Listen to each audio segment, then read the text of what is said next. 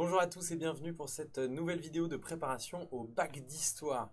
On passe maintenant à un nouveau thème, un thème très important, le thème des échelles de gouvernement dans le monde. Et on va commencer avec l'échelle la plus proche de nous, gouverner la France depuis 1946. Je sais que c'est un sujet qui est un peu difficile pour certains. On parle ici de gouverner, c'est-à-dire qu'on parle de l'État, on parle du gouvernement, de l'administration. On parle des héritages et des évolutions de ce gouvernement, de la gouvernance de la France depuis 1946. Moi, ce que je vais essayer de faire, c'est que je vais essayer de vous dégager les aspects essentiels, ce qu'il y a de fondamental à savoir si on veut réussir l'épreuve du baccalauréat en histoire. Sans plus attendre, on se lance dans le vif du sujet, gouverner la France depuis 1946. Un petit point sommaire d'abord, l'essentiel. Toujours la même chose, elle fonctionne toujours pareil ces vidéos. D'abord, la question centrale qui sous-tend le sujet. Ensuite, évidemment, les termes clés. Là, vous allez voir qu'il faut être précis sur les définitions. Une lecture chronologique avec les enjeux du chapitre pour être sûr de rien louper et pour bien faire son plan le jour du bac. Et enfin, quelques petites astuces pour réussir l'épreuve. On commence donc, et c'est logique, avec l'essentiel. Et on commence avec l'idée de comprendre le thème. Il faut comprendre la gouvernance française depuis 1946. En fait, l'idée du chapitre qui s'intègre en fait dans un thème, l'idée du thème global, c'est de comprendre quelles sont les nouvelles formes de pouvoir qui se mettent en place, qui se développent, comment est-ce que on gouverne à l'échelle de la nation, enfin de l'État-nation, comment est-ce qu'on gouverne à l'échelle du continent ou du monde. Et en fait, pour la France, l'idée c'est de se demander s'il y a eu des évolutions du mode de gouvernement. Est-ce que la France est dirigée de la même manière depuis 1946? Vous imaginez bien que ce n'est pas le cas, qu'il y a eu des changements, qu'il y a eu des variations. Et pour comprendre ces changements et ces variations, il faut revenir sur des termes clés. Le premier terme, c'est le terme d'État. Vous l'avez ici marqué, l'État en fait, c'est, et ça c'est important, c'est l'ensemble des institutions qui gouvernent une population sur un territoire délimité. Un État, il a des frontières et il a des institutions. L'État, ce n'est donc, contrairement à ce qu'aurait pu dire Louis XIV, l'État ce n'est pas une personne, l'État ce sont des institutions qui permettent le fonctionnement du pays. Ensuite, pour que ce pays fonctionne bien, on met en place un gouvernement qui est nommé ou élu. Ce gouvernement, il est chargé, à travers des acteurs politiques, donc là pour le coup des personnes, de bien faire appliquer les lois qui ont été définies pour l'État. Donc il y a une différence entre l'État et le gouvernement. Il y a aussi une différence avec la nation. Une nation, c'est un ensemble d'individus, vous, moi ou peu importe, qui, cette communauté d'individus précisément, sont unis par une identité. Alors vous savez qu'il y a des débats très forts là-dessus. Cette identité, elle peut être linguistique, elle peut être historique, elle peut être culturelle. Mais donc la nation, elle véhicule, et ce depuis le 19e siècle, une idée d'unité. Sur le territoire délimité par un État, il peut y avoir des gens qui n'ont rien à voir entre eux. Un gouvernement peut gouverner des gens qui n'ont rien à voir entre eux. La nation, elle doit, et c'est important, réunir des gens qui ont l'impression de partager une communauté, d'être ensemble.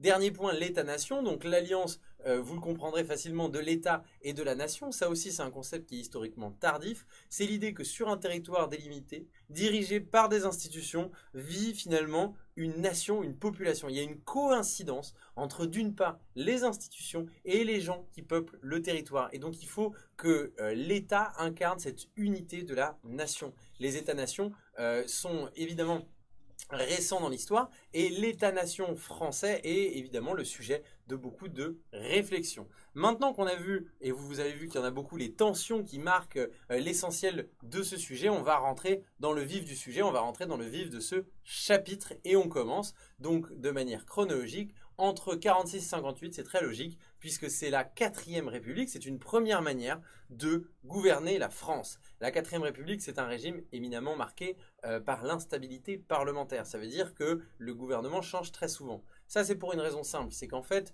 la 4e République, sur le modèle de la 3e, c'est un régime qui est, donc comme je le disais, avant tout parlementaire, c'est le Parlement, donc l'Assemblée, qui a le plus de poids politique, plus que le pouvoir exécutif. Dans les faits, avec des élections législatives marquées par un scrutin proportionnel, donc ça veut dire que si vous faites, alors c'est souvent un peu plus compliqué que ça, mais dans l'idée, un scrutin proportionnel, c'est que si votre parti fait 10% des voix, vous avez 10% des députés, ce qui n'est pas le cas aujourd'hui sous la 5e République. Le problème de ça, c'est que ça oblige, comme il n'y a pas de majorité qui se dégage, à faire des alliances. Et comme on fait des alliances, à partir du moment où celui qui gouverne dans le cadre de cette alliance ne respecte pas l'avis des autres membres de l'alliance, eh ben on va rompre l'alliance. Ce qui fait qu'en fait, il y a une grande instabilité ministérielle entre 1947 et 1958. Donc sur la durée de cette 4e République, on a 24 gouvernements, avec même des gouvernements qui vont durer un seul jour. Et donc on voit bien que ça montre les difficultés de bien gouverner la France, de bien administrer la France dans un système où les gouvernements changent très régulièrement. Il y a évidemment des périodes où ça se passe un peu mieux. On pense notamment aux tentatives de renouveau menées par un homme politique important, Pierre Mendès France, en 1954, mais ça ne dure pas très longtemps. Petit point que je me permets de faire très rapidement, ayez bien en tête que malgré l'instabilité des ministères, le personnel politique, lui, ne change pas énormément. C'est-à-dire que dans différents ministères, on a souvent les mêmes hommes. Je pense par exemple à Guy Mollet, donc de la SFIO, l'ancêtre du Parti Socialiste, qui fera partie durant cette période de 6 gouvernements différents. Donc vous voyez bien qu'il y a certes une instabilité, mais qu'il n'y a pas non plus une impossibilité de gouverner. Il faut aussi ajouter pour terminer une cause externe aux difficultés de la 4e République. Cette cause externe, c'est évidemment le poids des guerres de décolonisation. D'abord en Indochine entre 48 et 54 et puis ensuite en Algérie jusqu'en 1962. Cela ne signifie pas que la 4e République, c'est important de le souligner, n'a pas gouverné la France. En effet, il y a quand même eu des réformes qui ont été menées, une modernisation de la France, la mise en place d'un État qu'on a appelé l'État-providence. Cet État-providence, il s'incarne dans des nationalisations dès 1945, donc c'est l'État qui prend le contrôle d'entreprises. Il s'incarne aussi dans la planification, c'est-à-dire qu'on prévoit pour 5, 6, 7 ans des plans de modernisation. Ça va être marqué dès 1945 par la création d'un ministère, d'un commissariat général au plan plutôt, qui a été confié à Jean Monnet. Donc la 4e République va moderniser l'agriculture, moderniser l'économie française, mais elle va succomber à deux choses, aux difficultés structurelles liées à son régime et aussi aux difficultés liées notamment à la guerre d'Algérie. On passe donc à la naissance de la 5e République. J'ai choisi les dates de 58 puisque c'est le retour du général de Gaulle au pouvoir et de 1969 puisque c'est le moment où il quitte le pouvoir. Et là on est dans une période où gouverner la France ne peut se penser sans penser la figure de cet homme politique qui est le général de Gaulle. Il faut bien comprendre que dans le contexte de guerre d'Algérie, le général de Gaulle a mis en place une nouvelle constitution aidée par Michel Debré. Et cette nouvelle constitution, elle va assurer un poids énorme à l'exécutif. On prend finalement l'inverse de ce qui était en place pendant la 4e République. Maintenant, le président de la République, qui au départ, à partir de 1958, n'est pas encore élu au suffrage universel. Ce président, il est chef des armées, c'est lui qui nomme le Premier ministre, qui n'est donc plus investi par l'Assemblée. Évidemment, il respecte la majorité de l'Assemblée. Il peut dissoudre l'Assemblée nationale, il peut disposer des pleins pouvoirs en cas de crise, ça c'est quand même quelque chose de très fort dans un pays qui a aussi peur de la dictature que la France. Et évidemment, il peut consulter, c'est-à-dire qu'il peut échanger directement avec la population par le système des référendums. Il en fera un notamment par exemple en 1962 pour demander aux Français s'ils sont d'accord pour la mise en place du suffrage universel. Ce qui sera le cas. Première élection présidentielle au suffrage universel depuis le milieu du 19e siècle, ça commençait à dater, c'est celle qui voit la victoire du général de Gaulle. Enfin, on passe à un scrutin majoritaire à 2 tours, notamment pour les législatives, où là pour le coup, dans chaque lieu, c'est celui qui remporte la majorité des voix à la fin du 2e tour qui récupère le siège de député. Et donc du coup, vous pouvez avoir un parti qui fait 30% dans tous les lieux où on fait des élections et qui finalement n'aura pas de député puisqu'il ne fera jamais 50%. C'est pas la même chose qu'un scrutin proportionnel et c'est une autre lecture politique. Finalement, les années 58 à 69, elles sont marquées pour la gouvernance de la France par le poids énorme pris par le général de Gaulle. Lui, il va dans sa logique, mettre en place une forte implication de l'État dans l'économie. Il va être à l'origine de la création en 1963 de ce qu'on a appelé la délégation interministérielle à l'aménagement du territoire et à l'attractivité régionale. Alors le nom est long, mais en fait il s'agit de la DATAR. Et en fait le général de Gaulle, il va lancer des plans comme ça, directement menés par l'État. Donc on voit que gouverner la France, c'est impliquer l'État dans l'économie. Il va lancer par exemple durant cette période-là, le plan montagne pour la modernisation des stations de ski et de la montagne en général, le plan qu'on a appelé la mission Racine qui est la création de stations de ski, à la création de stations balnéaires sur le bord de la Méditerranée. Il y a aussi évidemment la création des villes nouvelles autour de Paris, comme Cergy-Pontoise. Vous voyez, il y a un poids de l'État. Gouverner la France, c'est impliquer l'État. Au-delà de l'implication de l'État, il y a l'implication du chef de l'État, puisque la figure gaullienne, la figure du général de Gaulle, va peser de tout son poids sur ces années-là. Il n'hésite pas à s'adresser directement à la population par la télévision, il n'hésite pas à affirmer le poids de la France, notamment en obtenant l'arme atomique, ou alors en refusant une Europe supranationale en 1962, ou même en quittant le commandement intégré de l'OTAN en 1966. Ça nous conduit donc à une dernière partie, à partir de 69 jusqu'à nos jours. En fait, on est toujours sous le même régime politique, c'est pour ça que c'est toujours finalement la même manière de gouverner la France, sauf que le général de Gaulle a quitté le pouvoir après les événements de mai 68 et après un référendum perdu. Et donc du coup, on se retrouve dans un contexte qui est en fait un peu particulier. La 4e République, elle prenait la suite de la 3e en s'appuyant sur le programme mis en place par la résistance.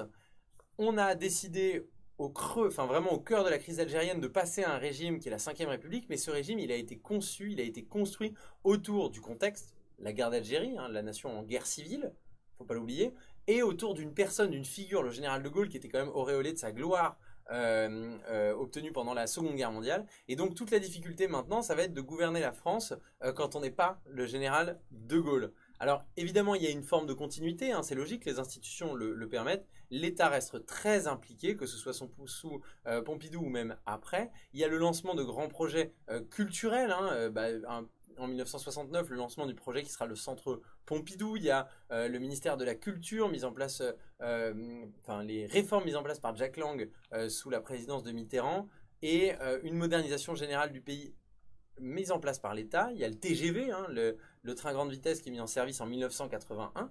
L'État va accompagner les mutations de la société, ce qu'on appelle les mutations sociétales, notamment avec par exemple la loi sur l'interruption volontaire de grossesse en 1975, sur la peine de mort en 1981, le Pax, donc pour les unions de personnes du même sexe en 1999, et même en 2013, l'ouverture au mariage, l'ouverture du mariage au couple, là encore, de personnes de même sexe. On se retrouve donc, on voit bien que l'État continue à jouer un rôle important, que c'est une gouvernance qui est extrêmement centralisée. Ça, c'était un peu l'histoire de la France jusque-là. L'État va même suivre et précéder les évolutions sociales avec la loi sur les 35 heures qui va être mise en place entre 1998 et 2000. Il y a un grand changement néanmoins, parce qu'on est vraiment là sur un sujet, comment gouverner la France, comment la France a-t-elle été gouvernée. Le grand changement depuis 1969, c'est justement les limites progressives posées à l'intervention de l'État. Dans les années 1980, il va y avoir une loi très importante, donc sous la présidence de François Mitterrand, c'est la loi, les lois Defferre, du nom d'un ancien maire de Marseille notamment. Ces lois, en fait, ce sont des lois de décentralisation. On va donner du poids, on va donner du pouvoir aux collectivités territoriales, notamment aux régions, aux départements et aux communes. Ça a été relancé en 2003 et en 2004. Et d'ailleurs, on va avoir une politique plus libérale avec des privatisations qui viennent s'opposer aux nationalisations d'après-guerre, menées notamment par Jacques Chirac lorsqu'il était ministre de François Mitterrand en 1986. L'État de la 5e République va aussi être marqué par des manifestations, par des oppositions. On pense notamment à 1984, la volonté de réforme de l'école qui va donner lieu à des manifestations très importantes. Mais on pense aussi, je prends un autre exemple, mais il y en a plusieurs, mais en 2006, avec évidemment le contrat première embauche qui était porté par le Premier ministre Dominique de Villepin, qui va donner lieu à de nombreuses manifestations et à un recul du gouvernement. Finalement, gouverner la France depuis 1946, on peut y voir trois grandes phases. On peut voir la 4e République et ses difficultés, qu'elles soient de contexte en fait, mais aussi de structure. Ensuite, la naissance d'une 5e République au cœur des 30 Glorieuses avec la figure du général de Gaulle. Et puis ensuite, gouverner la France avec là, pour le coup, des évolutions un peu particulières, avec à la fois le suivi des évolutions sociales et sociétales, et en même temps, finalement, une sorte de moindre intervention de l'État. Attention néanmoins, l'État reste quand même fondamental pour comprendre la vie politique française. Comment réussir cette épreuve? D'abord, en n'ayant pas une lecture partielle, même si ce sujet il est centré sur l'administration, ça vous devez le savoir et vous devez l'avoir compris.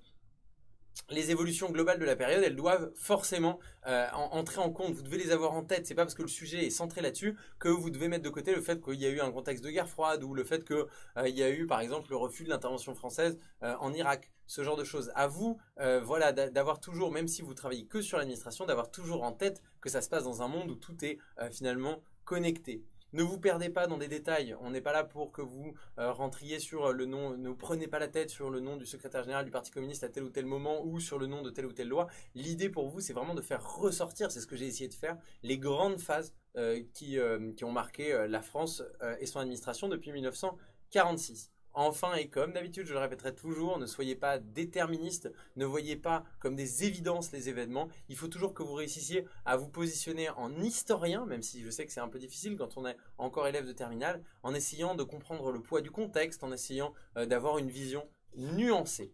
Et quand vous aurez cette vision nuancée, vous pourrez gagner des points, et notamment grâce à l'info en plus. Alors ici, l'info en plus, on peut en tirer deux. Moi, j'en ai sélectionné, voilà, j'en ai sélectionné deux qui peuvent vous servir d'accroche, d'ouverture ou même d'exemple en toute fin de copie. Je pense notamment au concept de moralisation de la vie politique, à la transparence qui a eu un rôle extrêmement important dans la campagne. Gouverner la France aujourd'hui, c'est montrer qu'on est honnête. Ça joue un rôle très important, notamment avec les affaires, hein, que ce soit l'affaire Cahuzac pendant le gouvernement, en 2013, pendant le gouvernement de François Hollande, mais aussi l'affaire Fillon pendant la campagne. On voit bien qu'il y a une volonté de la part des Français de moralisation de la vie politique. Il y a une volonté de changer les choses pour que gouverner la France, ce soit rendre des comptes aux Français. Il y a un autre exemple aussi sur l'administration qui me paraissait assez intéressant, c'est le reproche qui est souvent fait de manière parfois populiste aux administrateurs de la France. Je pense notamment à, vous savez, ces promotions de l'ENA, l'École normale d'administration, nationale d'administration, qui a été créée en 1946. Et par exemple à la promotion Voltaire, c'est la promotion qui est sortie en 1980. Dedans il y avait François Hollande, président de la République, Ségolène Royal, candidate à l'élection présidentielle, Dominique de Villepin qui a été Premier ministre et ministre plusieurs fois, et Michel Sapin qui lui aussi a été ministre dans les gouvernements de François Hollande.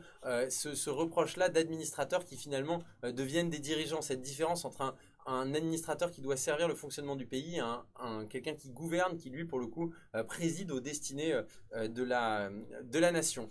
Donc pour conclure, est-ce que ce sujet est possible? Oui, c'est un sujet possible, c'est un sujet attendu en composition. C'est pas celui qui est perçu comme le plus attendu, mais il est tout à fait possible qu'il tombe, que ce soit en ES et en L comme en S, donc révisez-le bien. S'il tombe en ES et en L, ce sera gouverner la France depuis 1946, État, gouvernement, administration.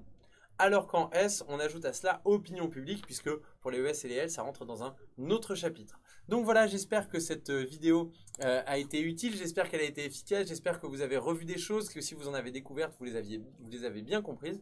Je compte sur vous pour cartonner à l'épreuve du bac. Bon courage à tous.